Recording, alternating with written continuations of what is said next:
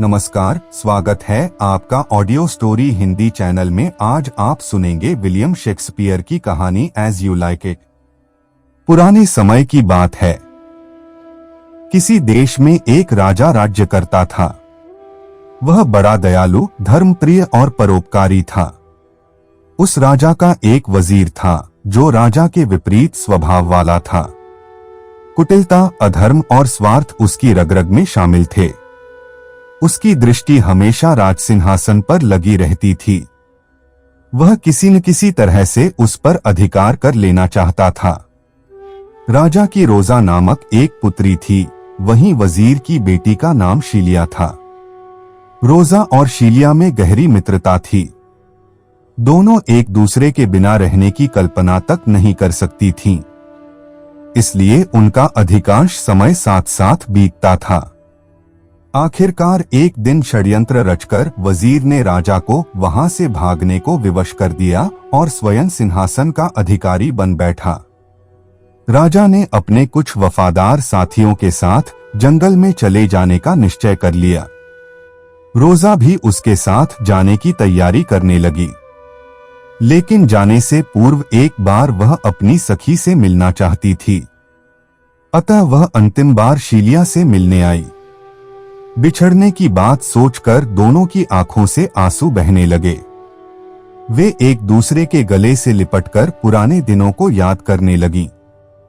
दोनों एक दूसरे के बिना कैसे रहेंगी, यह सोच सोचकर वे दुखी होने लगीं। शीलिया किसी कीमत पर रोजा को अपने से दूर नहीं जाने देना चाहती थी। अतः वह हठ करते हुए बोली, रोजा, हमारे पिता परस्पर कितने भी गहरे शत्रु क्यों न हो, लेकिन हमारी मित्रता का बंधन कभी नहीं टूट सकता। हम हमेशा एक साथ रही हैं और हमेशा एक ही साथ रहेंगी। चाहे कुछ भी हो जाए, मैं तुम्हें अपने से दूर नहीं जाने दूंगी। यदि किसी ने तुम्हें मुझसे दूर करने की कोशिश की तो मैं अपने प्राण त्याग दूंगी। अंततः बेटी के हठ के आगे वजीर को झुकना पड़ा और उसने रोजा को शीलिया के साथ रहने की इजाजत दे दी। बेटी की खुशी के लिए राजा ने भी उसकी बात स्वीकार कर ली और अकेला ही जंगल में चला गया। शुभ मुहूर्त में वजीर का राज्याभिषेक हुआ और वह देश का नया राजा घोषित हो गया। एक बार नगर में एक बहुत सुंदर युवक आया। उसकी कोमल देह, सौम्य चेहरा और मासूम आंखें हर किसी को अपनी ओर आकर्षित कर लेती थीं।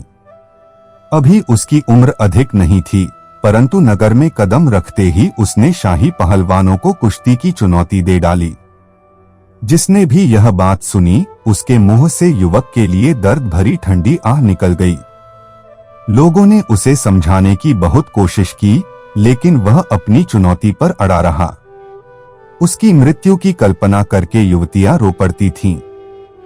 सभी मान चुके थे कि उसकी आयु बहुत कम है। राजा ने उसकी चुनौती स्वीकार कर ली थी। फिर उसने एक द्वंद्व युद्ध का आयोजन किया, जिसमें युवक और शाही पहलवानों को अपना दमखम दिखाने का पूरा अवसर मिलना था। निर्धारित दिन पूरा नगर रंगभूमि में एकत्र हो आया। वे दबी जुबान में युवक के साहस की प्रशंसा करते हुए उसकी कुशलता की प्रार्थना कर रहे थे। अखाड़े के बीचों बीच वह युवक निर्भय सिंह की भांति खड़ा हुआ था। उसके सामने शाही पहलवान तलवार लिए उसका मस्तक काटने को आतुर हो रहे थे। इस द्वंद्व को देखने के लिए राजा के साथ रोजा और शीलिया भी आई थीं। युवक का साहस देखकर रोजा मन ही मन उसकी प्रशंसा कर रही थी, लेकिन उसे इस बात का भय भी था कि शाही पहलवानों के सामने यह युवक अधिक देर तक नहीं टिक पाएगा। उसका मन बार बार कह रहा था कि वह युवक के पास जाकर उसके हाथ से तलवार छीन ले और उसे अपने सीने से लगाकर यहाँ से कहीं दूर ले जाए। शर्म और लज्जा के कारण उसके गाल लाल हो गए थे। उसने अपने पास बैठी शीलिया से कहा, शीलिया, यह द्वंद्व नहीं, पागलपन है। यह युवक व्यर्थ में अपने प्राण देने को व्याकुल हो रहा है। शाही पहलवान कब इसकी गर्दन काट डालेंगे, इसे पता भी नहीं चलेगा। इस दंगल को किसी तरह से रुकवाओ, अन्यथा इसके जमीन पर गिरने से पहले मेरे दिल की धड़कनें थम जाएंगी। मैं इसकी मृत्यु कदापि नहीं देख सकती।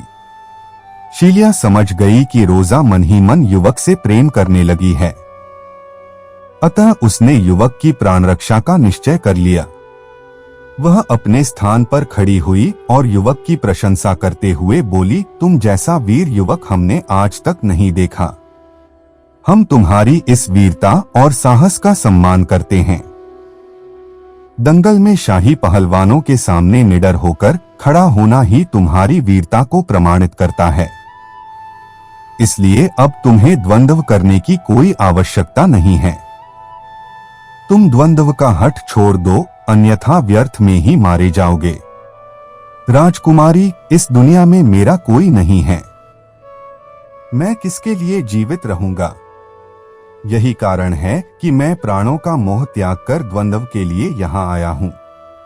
मैंने एक बार जो निश्चय कर लिया है, उससे पीछे हटना मेरे वश में नहीं है। वैसे भी वीर व्यक्ति के मुख से निकले वचन कभी वापस नहीं लौटते हैं। इसलिए आप मुझे द्वंद्व की आज्ञा दें। शीलिया रोजा की ओर देखकर धीरे से बोली, रोजा, मैंने इस युवक को बचाने की भरसक कोशिश की है, लेकिन जब यह स्वयं अपने प्राण दे देना चाहता है तो भला हम इसे कैसे रोक सकते हैं? उचित यही है कि हम शांत होकर द्वंद्व को देखें। रोजा के चेहरे पर पीड़ा के भाव उभर आए। कुछ ही देर में यह युवक मारा जाएगा, इस बात ने उसे बुरी तरह से व्यथित कर दिया था। राजा ने द्वंद्व आरंभ करने की आज्ञा दे दी। शाही पहलवान ने शीघ्रता से अपनी तलवार निकालकर आक्रमण वार को बचाया और पलटकर प्रहार कर दिया। युवक भी अपनी तलवार निकाल चुका था। उसने पहलवान पर वार किया और फिर दंगल देखने वाले दर्शकों की आंखें फटी की फटी रह गईं। वे बार बार आंखें मलने लगे। युवक ने एक ही वार में पहलवान की तलवार के 2 टुकड़े कर दिए थे। पूरा अखाड़ा तालियों की गड़गड़ाहट से गूंज उठा। युवक की बिजली के समान फुर्ती और प्रहार देखकर रोजा आश्चर्यचकित थी। उसके चेहरे पर पीड़ा और दुख के स्थान पर प्रसन्नता के भाव दिखाई देने लगे। राजा की आज्ञा से प्रधानमंत्री ने आगे बढ़कर युवक की पीठ थपथपाई और प्रश्न किया, हे युवक, तुम कौन हो? तुम्हारा नाम क्या है और तुम कहां से आए हो? तुम किसके पुत्र हो? तुम जैसे वीर को किसने जन्म दिया है? हम सभी तुम्हारा परिचय जानने के लिए व्याकुल हैं। वहां उपस्थित सभी लोग युवक का परिचय जानने को उत्सुक थे। साथ ही रोजा को इस प्रश्न के उत्तर की बड़ी बेसब्री से प्रतीक्षा थी।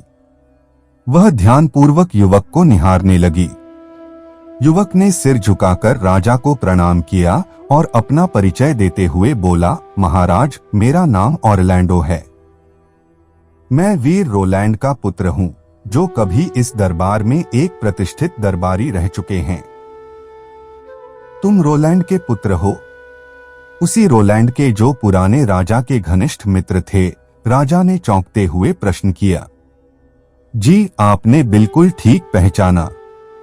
मेरे पिता और पुराने राजा परस्पर बहुत गहरे मित्र थे, युवक विनम्र स्वर में बोला। बस युवक, हमें तुम्हारा और परिचय नहीं जानना। तुम्हें शायद यहाँ के कानून नहीं मालूम, इसलिए तुमने इस राज्य की सीमा में प्रवेश करने का दुस्साहस किया है। ऑरलैंडो, यहाँ शत्रुओं और उनके वंशजों का प्रवेश निषेध है। इसका उल्लंघन करने वाले को हम हाथी के पैरों तले कुचलवा देते हैं। तुम्हारे पिता भी हमारे शत्रुओं में सम्मिलित हैं। हम चाहें तो इसी समय तुम्हें दंडित कर सकते हैं, परंतु तुम अभी नासमझ और नादान हो, इसलिए हम तुम्हारा अपराध क्षमा करते हैं और इस राज्य से अतिशीघ्र चले जाने का आदेश देते हैं। राजा ने युवक को घूरते हुए अपना निर्णय सुनाया। इधर युवक का परिचय जानकर रोजा मन ही मन बहुत प्रसन्न हो रही थी। इतने समय के बाद उसे कोई ऐसा व्यक्ति मिला था जो उसके पिता के मित्र का पुत्र था। वह उसके साथ बहुत सी बातें करना चाहती थी, उसके साथ अधिक से अधिक समय बिताना चाहती थी। लेकिन राजा का आदेश सुनकर वह भौंचक्की रह गई। उसके पिता को छीनने वाला आज उसके चहेते युवक को भी उससे अलग कर रहा था। उदासी और निराशा से उसका चेहरा मुरझा गया। रोजा की यह दशा शीलिया से छिपी नहीं थी। वह अपनी सखी को किसी कीमत पर उदास नहीं देख सकती थी। वह पिता के पास गई और उन्हें समझाते हुए बोली, पिताजी, आपकी शत्रुता ऑरलैंडो के पिता के साथ थी। इसमें भला इसका क्या दोष है? किसी की गलती की सजा उसकी संतान को देना कहाँ का न्याय है? कृपया आप पुरानी शत्रुता को भूलकर ऑरलैंडो को क्षमा कर दें। बेटी जैसे सर्प की भांति उसकी संतान की भी डसने की प्रवृत्ति होती है, उसी प्रकार शत्रु की संतान को भी अपना शत्रु समझना चाहिए। वह कभी भी हमारा अहित कर सकती है। मैं अपने किसी शत्रु को क्षमा नहीं कर सकता। शत्रु की पुत्री होने के कारण मेरे लिए रोजा भी किसी शत्रु से कम नहीं है। मैं केवल तुम्हारी खुशी के कारण उसे सहन कर रहा हूँ, अन्यथा मैं कभी का उसे राज्य से बाहर निकलवा चुका होता। परंतु लगता है कि अब पानी सिर से ऊपर निकलता जा रहा है। इसलिए अपनी सखी से कह दो कि वह यह राज्य छोड़कर आज ही यहाँ से चली जाए, राजा ने जहर उगलते स्वर में कहा। पिता की बात सुनकर शीलिया हतप्रभ रह गई। अब तक वह यही सोचती आई थी कि उसके पिता रोजा को भी अपनी पुत्री के समान प्यार करते हैं, परंतु आज उसकी आंखों पर बंधी पट्टी उतर गई थी। वह हठ करते हुए बोली, पिताजी, अगर मैं ही उसे न जाने दूं, तब आप क्या करेंगे?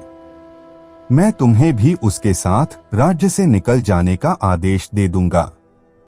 अगर तुम अपनी सखी के बिना नहीं रह सकती, तो तुम भी खुशी खुशी उसके साथ जा सकती हो, राजा ने दो टूक जवाब दिया। यद्यपि उसने शीलिया को भी जाने के लिए कह दिया था, फिर भी उसे विश्वास था कि एक मामूली लड़की के लिए उसकी पुत्री कभी भी राजसी सुखों और ऐश्वर्यों को नहीं छोड़ सकती। परंतु यह उसका भ्रम था। शीलिया ने उसी समय रोजा के साथ राज्य छोड़ने का निश्चय कर लिया था। उसी दिन सूर्यास्त के साथ साथ दोनों सखियों ने महल छोड़ दिया। उन्होंने सुना था कि रोजा के पिता आर्डन नामक जंगल में अपने साथियों के साथ आदिवासियों का जीवन व्यतीत कर रहे हैं। अब वे ही उनके एकमात्र सहारा थे। अतः दोनों उन्हीं को ढूंढने चल पड़ी। परंतु आर्डन जंगल किस ओर है, इसके बारे में वे पूरी तरह से अनजान थीं। चूंकि मार्ग में कई वन और बीहड़ रास्ते थे, इसलिए उन्होंने अपने वेश बदल लिए थे। लंबी होने के कारण रोजा ने पुरुष का तथा शीलिया ने ग्वालिन का वेश बना लिया था। वेश बदलने के साथ साथ उन्होंने अपने नाम भी बदल लिए थे। रोजा ने अपना नाम गैनीमीड और शीलिया ने एलिना रख लिया था। जिन राजकुमारियों ने कभी रेशमी कालीन से नीचे पैर नहीं रखा था, जिनके पैरों में हमेशा फूल सजते थे, आज समय बदलने के कारण वही राजकुमारियां कांटों भरे रास्ते पर चल रही थीं। चलते चलते वे जंगल को पार कर दूसरी सीमा पर जा पहुंची। वे निरंतर कई घंटों से चल रही थीं, इसलिए उन्हें भूख प्यास लग आई थी। तभी वहां एक गडरिया दिखाई दिया, जो अपनी भेड़बकरियों को हाँकते हुए घर को लौट रहा था। गैनीमीड ने आगे बढ़कर उससे पूछा, क्या हमें रात गुजारने के लिए यहाँ कोई जगह मिल सकती है? हम बहुत दूर से आ रहे हैं और कुछ देर विश्राम करना चाहते हैं। गडरिया सरल और अतिथिप्रिय था। विनम्र स्वर में बोला, यहाँ जगह मिलना बहुत मुश्किल है, लेकिन आप घबराएं नहीं, मेरा घर पास ही है। आज रात आप वहीं चलकर विश्राम करें। मुझसे जो बन सकेगा आपका सत्कार करूंगा। यह कहकर वह उन्हें अपने घर ले आया और उनकी खूब खातिरदारी की। गडरिये का रूखा सूखा भोजन उन्हें पकवान के समान लग रहा था। उन्होंने पेट भरकर खाना खाया और बिस्तर पर जाकर लेट गए। सोने से पूर्व उन्होंने परस्पर आगे की योजना पर विचार किया। वे जानते थे कि मंजिल पाने में अभी उन्हें अनेक दिन लग जाएंगे। अतः उन्होंने निश्चय किया कि वे कुछ दिन उसी गांव में रहकर वहां की भाषा और रहन-सहन के तरीके सीखेंगे। इससे न तो उन्हें भविष्य में किसी प्रकार की परेशानी होगी और न ही कोई उन्हें पहचान सकेगा। साथ ही साथ वह राजा के बारे में भी आवश्यक जानकारी जुटा लेंगे। इसके बाद वे दोनों लंबी तानकर गहरी नींद में सो गए। सुबह उठते ही उन्होंने गडरिये को बुलाया और उसे मुहरों की थैली देते हुए बोले, यहाँ के शांत और सुंदर वातावरण ने हमारा मन मोह लिया है, इसलिए हम कुछ दिन यहीं रहना चाहते हैं। लेकिन हमारे यहाँ रहने से तुम्हें कोई परेशानी तो नहीं होगी? इसमें परेशानी वाली कौन सी बात है? यह घर आपका है और मैं आपका सेवक हूं। आप जब तक चाहें यहां रह सकते हैं। मेरे लिए इससे बढ़कर प्रसन्नता की बात और क्या होगी? गडरिया मुहरों की थैली कमर में खोंसते हुए बोला। गडरिये के जाने के बाद दोनों तैयार हुए और घूमने के लिए बाहर निकले। वहां रोजा को प्रत्येक वृक्ष और चट्टान पर अपना नाम लिखा दिखाई दिया। उसे बहुत आश्चर्य हो रहा था। कुछ वृक्षों पर उसके नाम के साथ प्रेम और विरह के गीत भी लिखे हुए थे। रोजा समझ गई कि अवश्य यह कार्य ऑरलैंडो का है। और एक दिन उसे पहाड़ों पर ऑरलैंडो दिखाई दे गया। उसकी हालत पागलों जैसी हो गई थी। वह रोजा को पुकारते हुए भटक रहा था। रोजा के दिल से वेदनायुक्त एक आह निकली और वह ऑरलैंडो को बाहों में भरने के लिए तड़प उठी। लेकिन शीघ्र ही उसने अपनी भावनाओं को सीने में ही दफना दिया। अभी स्वयं को उसके समक्ष प्रकट करने का उचित अवसर नहीं आया था। फिर भी वह उसके पास जाकर बोली, हे युवक, इस भयंकर वन में तुम किसे पुकारते फिर रहे हो? यह रोजा कौन है? ऑरलैंडो ने नजर उठाकर गैनीमीड को देखा। एक पल के लिए उसे लगा कि शायद उसने उसे कहीं देखा है, परंतु दिमाग पर बहुत जोर देने के बाद भी उसे कुछ याद नहीं आया।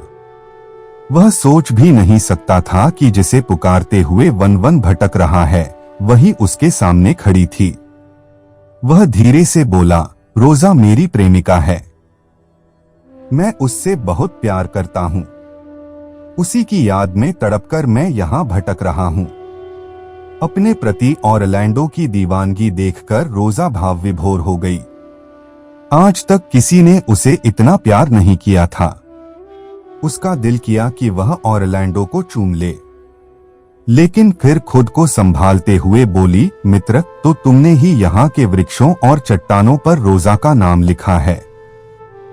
मित्र, मैं तुम्हें एक ऐसा उपाय बता सकता हूँ जिससे तुम प्रतिदिन रोजा से मिल सकते हो। ऐसा कौन सा उपाय है जो मुझे मेरी रोजा से मिलवा देगा? जल्दी बताओ, मैं उससे मिलने को बेचैन हो रहा हूँ, ऑरलैंडो ने उत्सुकतावश कहा। मित्र, पास ही मेरा घर है। तुम प्रतिदिन वहां आ जाया करो। मैं रोजा बनकर तुमसे प्रेम भरी बातें किया करूंगा। तुम मुझसे वैसे ही बात करना जैसी तुम रोजा के साथ करना चाहते हो। इससे तुम्हारा दिल बहल जाया करेगा। यदि ईश्वर चाहेगा तो एक दिन तुम्हें तुम्हारी रोजा अवश्य मिलेगी। उपाय सुनकर ऑरलैंडो बहुत खुश हुआ और उसने अगले दिन से गैनीमीड के घर जाना आरंभ कर दिया। वह उसे रोजा कहकर पुकारता था। धीरे धीरे उसे लगने लगा कि वह उसके बिना नहीं रह सकता। एक दिन ऑरलैंडो जब रोजा से मिलने आ रहा था तो मार्ग में एक वृक्ष के नीचे उसे एक पुरुष सोता दिखाई दिया। वह उसका भाई ओलिवर था। ध्यान से देखने पर ऑरलैंडो उसे पहचान गया। ओलिवर ने उस पर कई अत्याचार किए थे। पिता की संपत्ति हड़पने के लिए उसने ऑरलैंडो को घर से बाहर निकलवा दिया था। फिर उसे मारने के लिए अनेक षड्यंत्र रचे। एक बार उसने उसे मकान में जिंदा जलाने की कोशिश की, परंतु वह वहां से सुरक्षित निकल आया।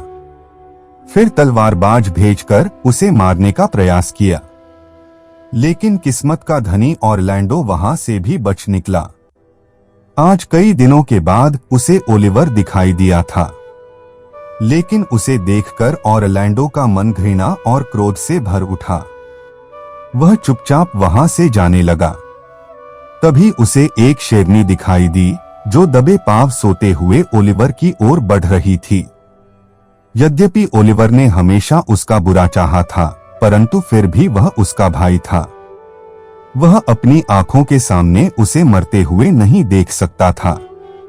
उसने बिना एक पल की देरी किए तलवार निकाली और शेरनी पर आक्रमण को तैयार हो गया।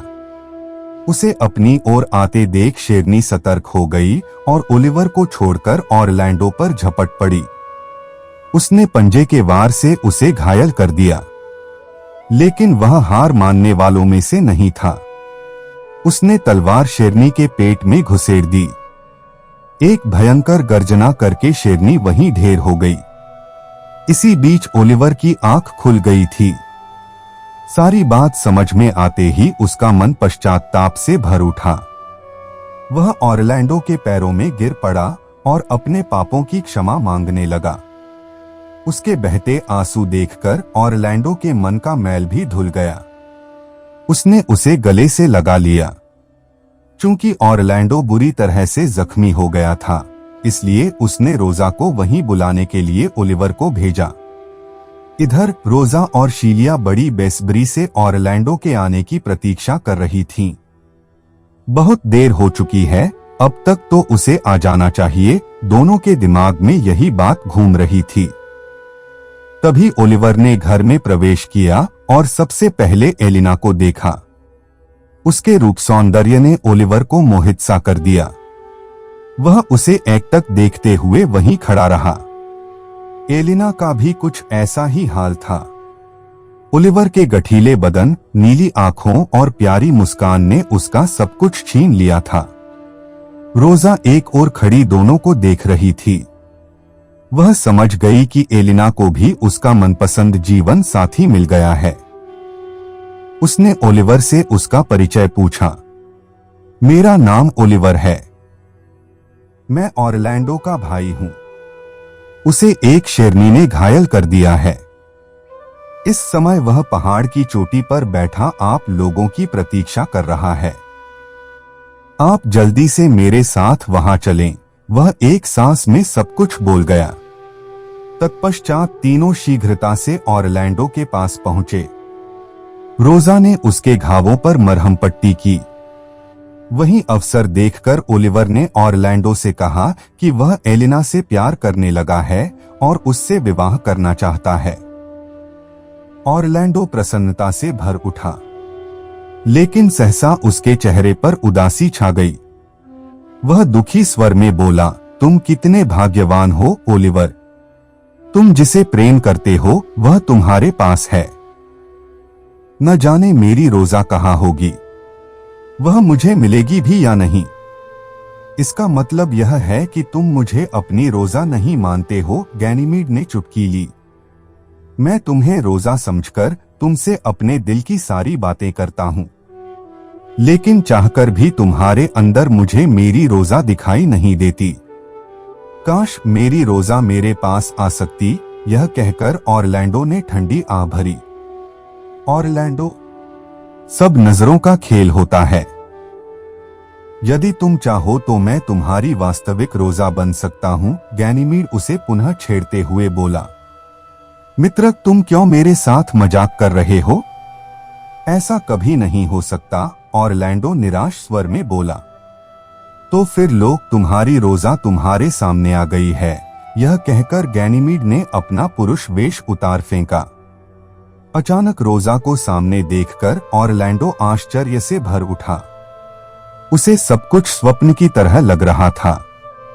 उसने अपनी बाहें फैला दी और रोजा दौड़कर उनमें समा गई। इस प्रकार दोनों प्रेमियों का मिलन हो गया। फिर शीलिया ने उन्हें अपने वहां आने का प्रयोजन बताया। ओलिवर महाराज के ठिकाने के बारे में अच्छी तरह से जानता था। वह सभी को साथ लेकर उनके पास पहुंच गया। उस समय महाराज के शरीर पर जंगली पोशाक थी। उनकी दाढ़ी और बाल बहुत बढ़ चुके थे। ऐसे रूप में भी रोजा ने उन्हें पहचान लिया और उनसे लिपटकर स्नेह जताने लगी। इसके बाद शीलिया ने उनका दोनों युवकों से परिचय करवाया। अपने मित्र के पुत्रों को देखकर महाराज बड़े प्रसन्न हुए। इससे अधिक प्रसन्नता उन्हें तब हुई जब उन्हें पता चला कि ऑरलैंडो रोजा से और ओलिवर शीलिया से विवाह करना चाहते हैं। और फिर अगले दिन ही महाराज ने विधिपूर्वक दोनों प्रेमी जोड़ों को विवाह के सूत्र में बांध दिया। दोनों नवविवाहित जोड़े जब महाराज का आशीर्वाद ले रहे थे, तभी वहां एक दूत आया। उसके पास एक पत्र था। महाराज पत्र पढ़ने लगे। उसमें लिखा था, महाराज, कुछ दिन पूर्व आपकी हत्या के उद्देश्य से मैं वन में आया था।